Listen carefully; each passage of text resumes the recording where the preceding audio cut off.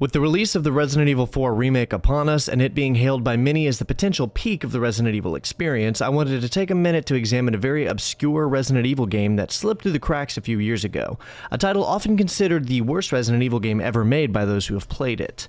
I just want to touch on this game and give a brief overview of what it even is, while offering a little insight as to why I find this game so fascinating.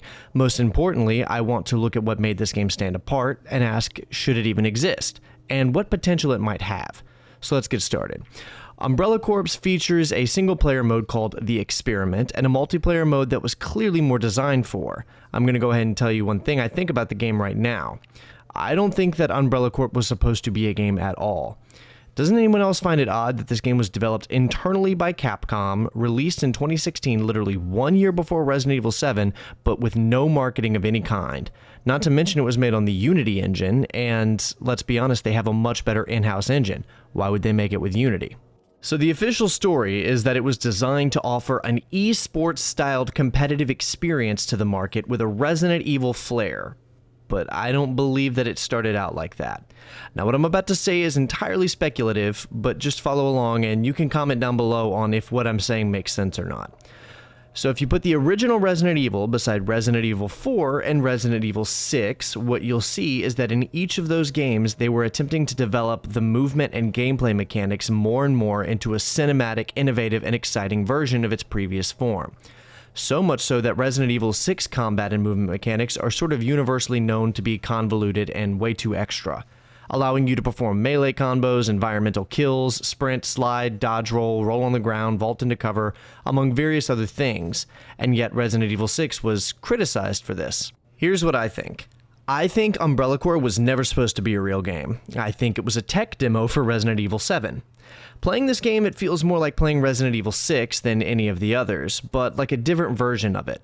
The weird melee movements and the way you can catch zombies and navigate the environment with this weird scythe thing. Now, what I will say is I think they abandoned this build fairly early on in lieu of what we now know as Resident Evil 7. But what I think happened was that they didn't want to just toss the prototype build entirely. So if I had to bet, I'd say someone pitched it as a short, multiplayer-focused title with an emphasis on competitive play, and Capcom agreed and threw some money at them to finish it and sell it. I mean, look at all the other times that Resident Evil has tried to tap into the multiplayer market. Outbreak, Resident Evil 5, 6, Resident Evil Resistance, and now most recently, RE-Verse. Capcom has been trying to throw as many ideas at the multiplayer markets as possible, while being smart enough to reserve the higher budgets for the big single-player titles. All that being said, Umbrella Corps was sort of pitched as an esports-like RE title, so let's take a look at it. If this game had come out in 2007, I am confident it would now be something of a cult classic and have an active competitive fan base. The game is not bad, it's just not good comparatively to what was on offer at the time of release. Here's what I mean. The game dropped literally 1 month after Overwatch came out. Even if this game was good, it wasn't going to stand a chance. Also, it's not even that good. It's just not all that bad either. There's already been a good bit of discussion about the gameplay and the presentation already, so I'm not going to be doing that in this video. What I want to explore is, why the Resident Evil skin? Of all the competitive multiplayer games out there, did we really need a Resident Evil themed one? And most importantly, does this game actually benefit from being set in the Resident Evil universe? Is that a good setting for this kind of game, and does this game do it well? Is it even ever worth re-exploring this kind of idea? Or is Resident Evil better suited to just stay single player? Now, I have some thoughts of my own, but before that, I wanted to ask someone far more capable of addressing the question on a game's Resident Evil setting than myself.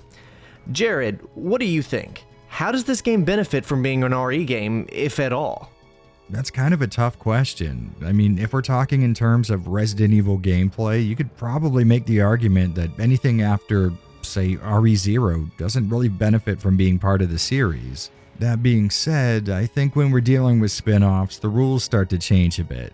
Personally, I see a spin-off as a chance to experience a series you already love, but represented in a totally different light. You get to engage with a world you're already infatuated with, but in a way that might not even be possible in a mainline entry. I mean, honestly, how many of us can say we've never watched that RE2 intro and thought, damn, the money I would pay to just get a brief glimpse at the areas of Raccoon City just beyond the borders of this CG cutscene, maybe in the form of a first-person shooter or I don't know, RPG even. So at least in that sense, you could really get a lot of value just from allowing a totally separate game style to exist inside this pre-established framework. I mean, when you think about it, it really wouldn't take much work at all to designate things like RE7 and 8 as being just as guilty of not benefiting from the rest of the series as Umbrella Corps.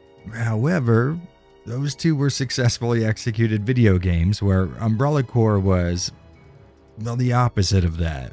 It falls flat in a lot of areas, and not just when you compare it to a proper RE game, but when you hold it up to other competitive shooters released around its time.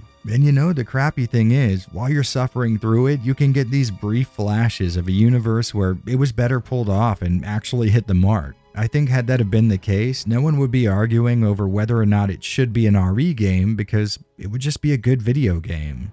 Look, what I'm trying to say here basically breaks down into two main points. Number one, I'm all for spin-offs. They're a fun, safe avenue where developers can mess with series mechanics in a way that won't have the fan base worried they're about to see the games they love altered forever. Or at least that's the case when they're done right. And second, I can't really be trusted because I'm one of the maybe 7 people on Earth that think RE Dead Aim is a genuinely good video game. Yes, I'm willing to die on that hill, so I guess take everything I just said with a massive grain of salt. Well said, Jared. Well, like him, I too have the tendency to love Resident Evil games most conventionally considered to be bad, because I like Resident Evil, which is why I knew I had to play Umbrella Corps. But this game with the unbelievable ambition to charge $20 for its offerings is a bit harder for me to defend personally. Because while, like Jared said, it does manage to hit the mark in a lot of ways, where we can start to see the light shining through the cracks of what it could have been, I'm struggling to find the charm for me to latch onto that allowed me to love the other Resident Evil titles in spite of their own design, like Resident Evil 6 for example. But it was trying to be an esports game after all, so did it succeed at that? Well, I'm not a big esports player, but I do enjoy watching them from time to time. After giving it some thought, I realized that, in my opinion, Umbrella Corps does not benefit as a game from its Resident Evil skin, but it could. For those of you who are familiar with Critical, he loves esports and is holding a huge portion of the industry up on his shoulders right now with his Moist Esports brand. I can't really see this happening, but if for some reason he or someone like him were to put on a mildly publicized Halloween esports event where 2 teams have to learn and face off against each other in Umbrella Corps, I would absolutely watch that. This game's Resident Evil skin does make it a novelty game with the potential for specialized esports events that no one is really taking advantage of right now. If I had a bigger following, I might even try to put something like that together for myself, give out prizes to the winners or something. Watching 2 teams face off against each other in familiar locations from the series, trying to play with these bizarre and interesting controls for a final prize while zombies are trying to kill them could genuinely be really fun to watch. It's very clear that this game is dead. But if it ever makes a comeback like a zombie rising from the grave, when someone sees the potential in its novelty status, I want this to be a record of how I called that it could happen. Because the worst thing about Umbrella Corps is that it has nothing to offer. It's a dead game, but it doesn't have to be. If the esports industry ever gets back on its feet, I would love to see some kind of special Halloween event of this game. What do you think? Would you like to see this kind of event? Drop a comment down below and tell me if that's the kind of event that you'd ever be interested in watching. Thank you guys for watching, but before you go, I have to give a huge thank you to Jared from Avalanche Reviews. I've been a fan of his channel for years, literally years, and his content played a huge role in helping me realize that this was even something that I wanted to try to do. So to have him on board with this video was such a humbling and fulfilling experience. Thank you so much, man, and keep up the good work. If you found me from his channel, I highly recommend checking out my 2+ hour long retrospective on Metal Gear Solid. That monster is basically a comprehensive documentary about the game, so if you like older PS1 games or Metal Gear Solid, you'll probably love that one. Beyond that, I hope if you like this video, you'll drop a like since that does help this video in the algorithm. Also, consider subscribing for more similar content to this if you're not already. Down in the description, you'll find access to both my Discord and Twitter, along with my Linktree. Consider joining me there where we can hang out, talk video games, fitness, philosophy, and all kinds of other things. That's all from me for now, and I've got several more really cool videos in the works. So if you're a fan of content like this, stick around because I've got a lot more coming.